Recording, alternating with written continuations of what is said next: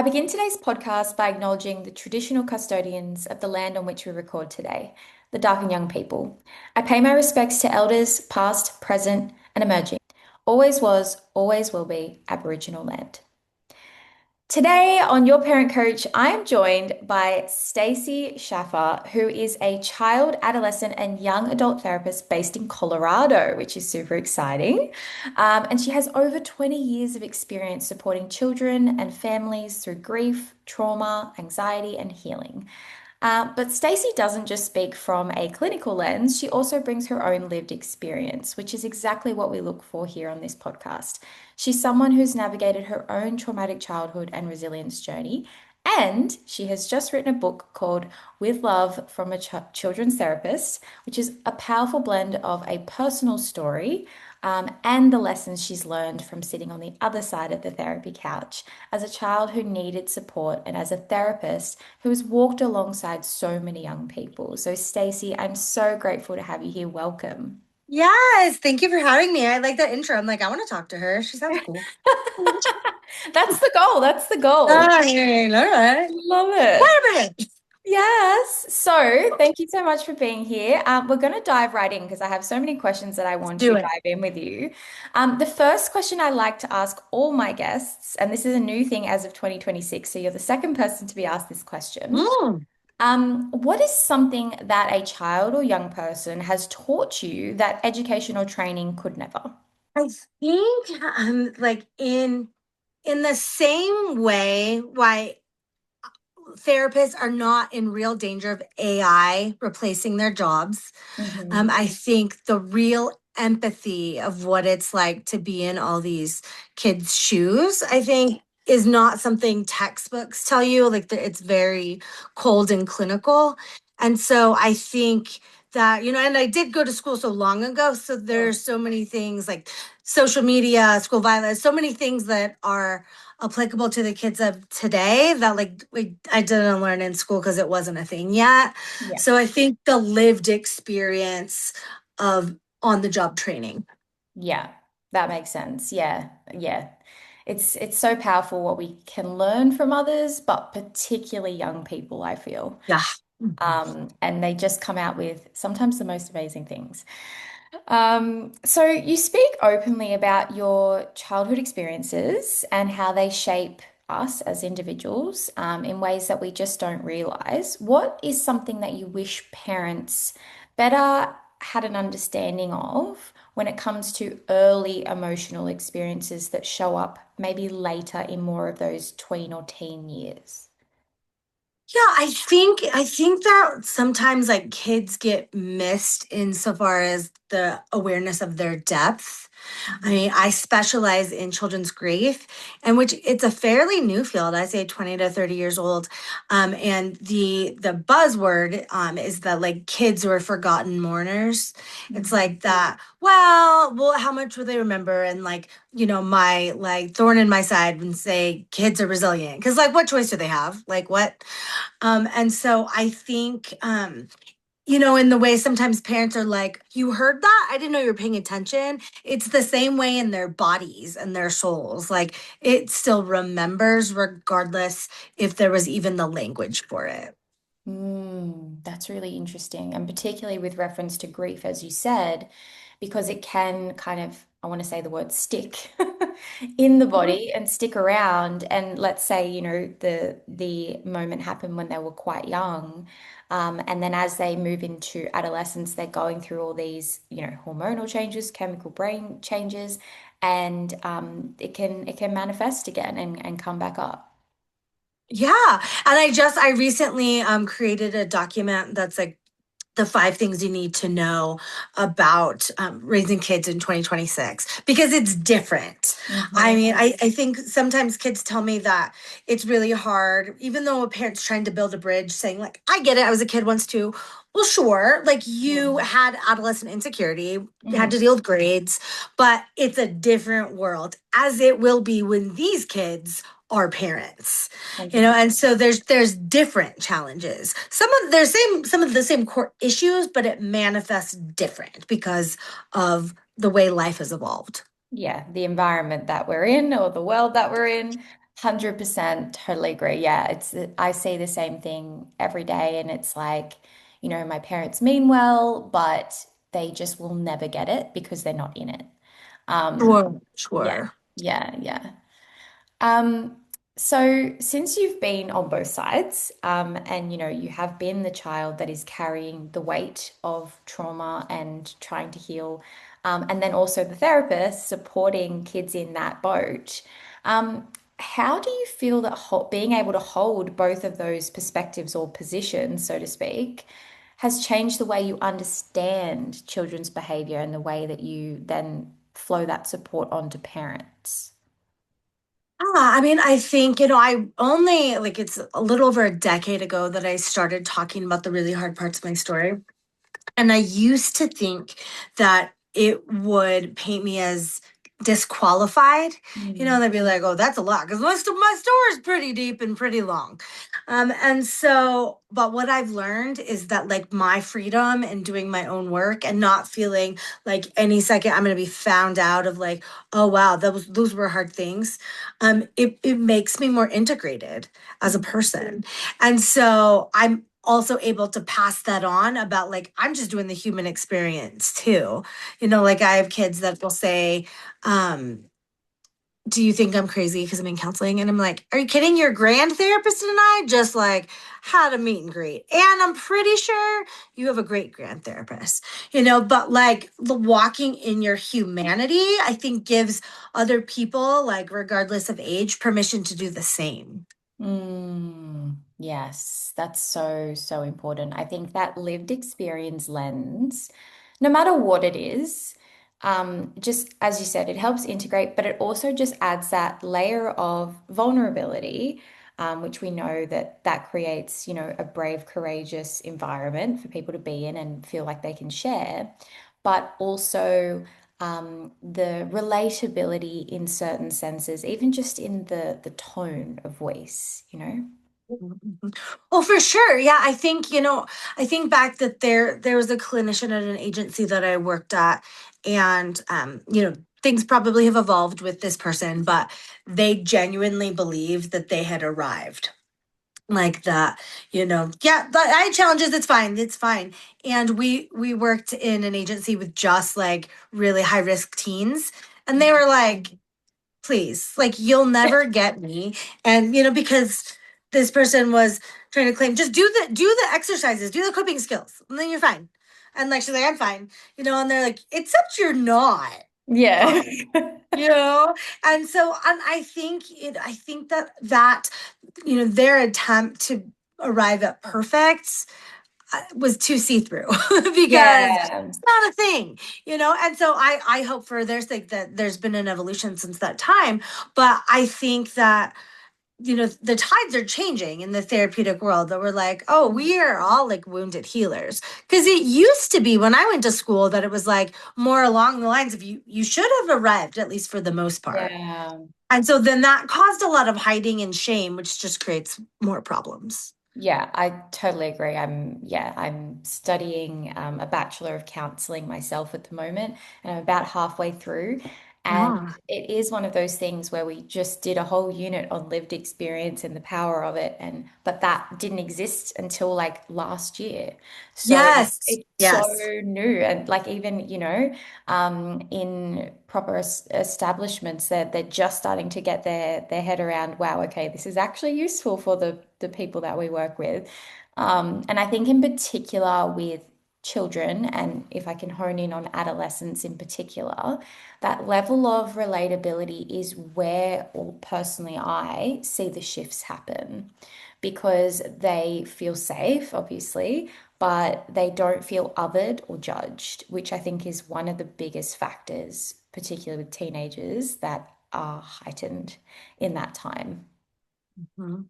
Yeah, Yeah. I mean, for sure. Like I think of a teenager yesterday Mm. that was talking about something, and I'm going out of town this weekend, and this coming up weekend. And so I said, like, do you understand how important it is to know your capacity? I was like, I am at capacity and need a break, and you deserve a therapist who can take care of themselves. Like that is only going to benefit you. And like it's a bummer that you won't see me on Monday, but it's better for the long run. And I want you to also take care of yourself in the same way Mhm. instead of like following the like I'm going to work myself to the bone. Like you need self-care.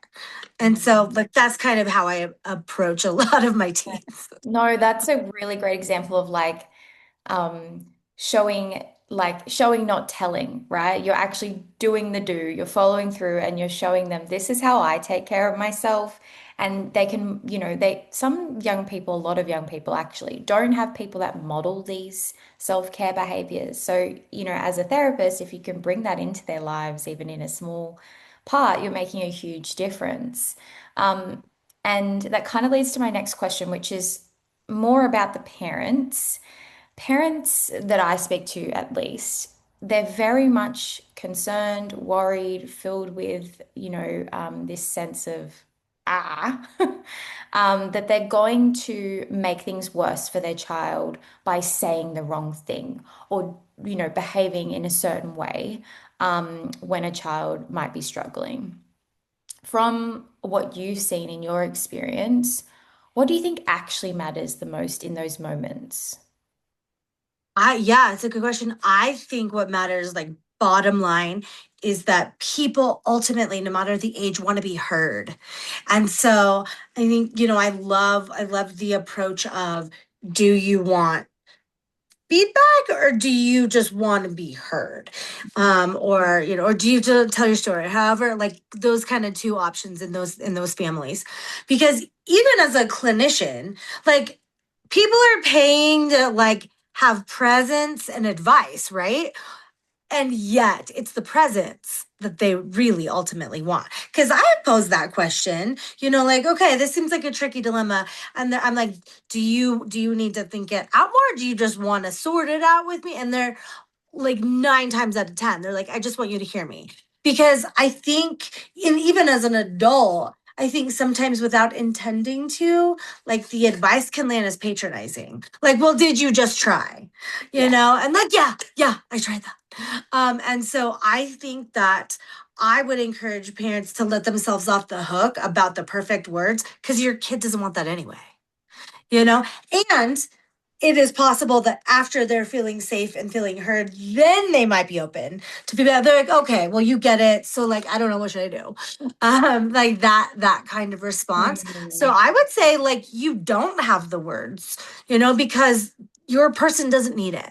Yeah, that's such a good point. And like as a parent, manage your expectations in that moment that your tween or teen might actually not be able to absorb what you're saying. And it's not Correct. personal, right? We're detaching that feeling, moment, whatever, from the child itself and just giving grace to both you and your child in that moment and going, this is a hard moment. They may not be able to actually hear what I'm saying or take on what they asked for, even if they've asked directly.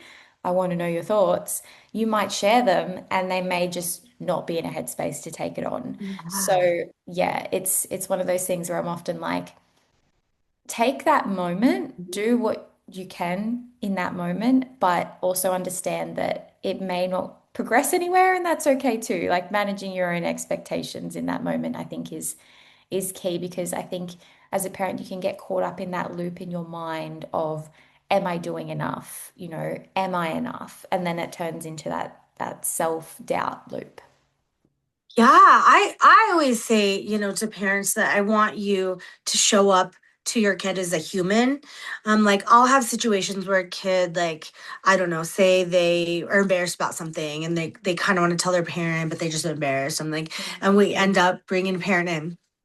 And so I'll start Mm. by saying, parent, like, let's start by saying, is there anything that ever happened to you that you're embarrassed about? Anything like, and like they usually pick up where I'm going and they're like, well, yeah, like I dropped something in the cafeteria, blah, blah, blah. And the kid will be like, you Mm. did? Like you're a human? Yeah, like what? Yeah. And so Yeah. then it kind of paves the way. And so I think the more like awareness, because like I definitely didn't see like the my parents as like human. Like you're just in a different category. But Yeah. really, like you're just older. And so if we like pave the way to our own humanity with our kids, I think that that just goes a long way. Yeah, yeah, I completely agree. Keeping those lines of human reality open, I think, instead of trying to be the not just the savior, but the you don't always have to be that person, and that's why we bring in support, right? Yeah. Yeah, very important. Okay, so if a parent who's listening today feels worried that their child or their teen struggles mean that they've personally failed somehow, how can we reassure parents or reframe that mindset a little bit? Yeah, I get that quite often. Like a parent will come in to intake or call me and say, I think I ruined my child. I think I broke my child. And I'm like, first of all, your child's not broken. Hmm. Second of all, your kid is being raised by a human or humans. So there's a margin of error there. You've never done this before. And so let yourself like off the hook. Like, because there's a million things that are going right. And I'm like, but like, yeah, there's gonna be things your kid's gonna talk about as an adult. Like the objective is to own what we can own and move through that with them as opposed to be like, no, like that's the way it is. Like to be shut down and defensive because you've driven them to every soccer practice, you fed them, like you're doing your best. And then the one thing that they don't like, of course, that would make someone defensive. I would just say like to lean into the reality of like, yeah, your kids are not being raised by AI.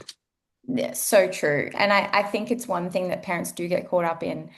As an adult myself, I get caught up in this, but you tend to focus on the things that stand out and that or point out, I should say, because they're pointy and they hurt and they're the hard things. And we don't think about all the millions or thousands of micro good things that happen in your day. We just think of the one thing that points out at Mhm. us. And that's often that hard thing or that awful moment or whatever it is, the thing that your child said to you. And you don't think about, as you said, all of those good things that are happening around that one bad thing. Yeah. And like I mean there's truth to the fact that like if you're worried that you're a good parent, it's really the good parents that worry about I that. say that all the time. I'm like, you're worried? Well done. Right. I agree. Yeah.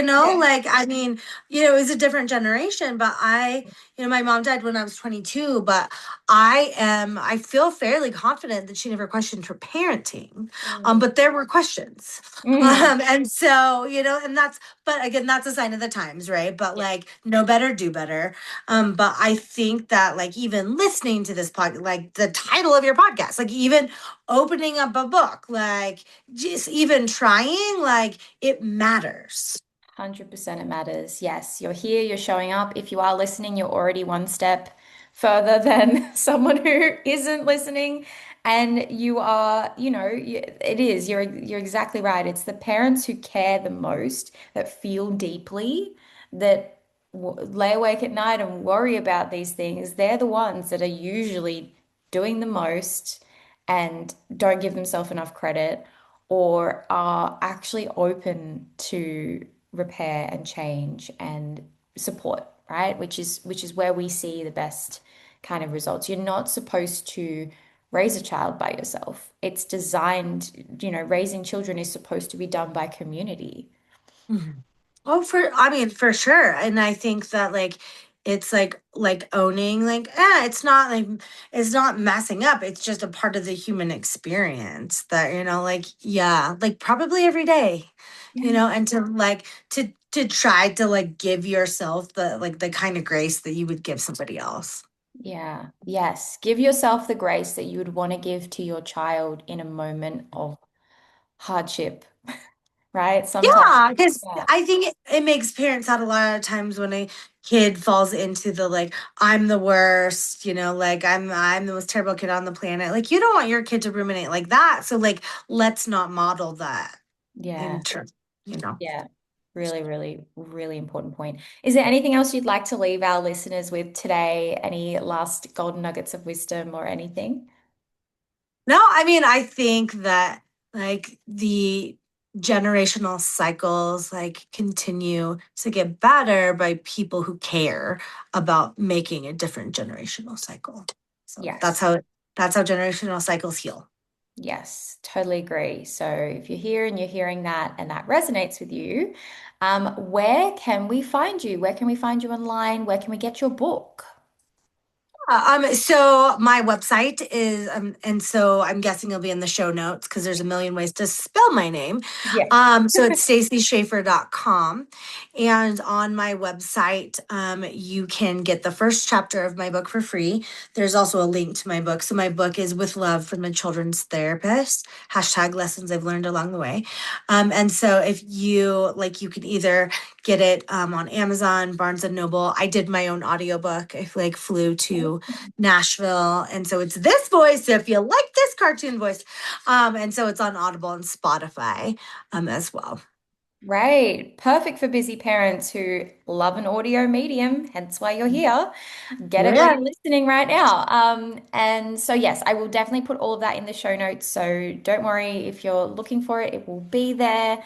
Thank you so much for being here. This has been a really great conversation. I think there's so many things in here that parents can take away, apply to their own specific families and scenarios, and just think a little bit more deeply about, giving themselves grace and space, giving their children grace and space, and just understanding that there's nuance in everything and they can make change just by showing up, listening to this, taking small steps. So I really appreciate all your wisdom.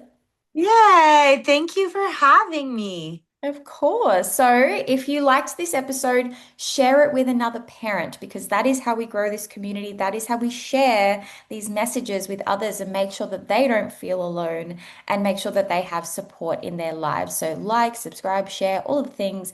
We will also be popping this episode up on YouTube. So, jump on there, check us out. We will be on camera. And yes, thank you so much. All right, I will catch you in the next one. Bye.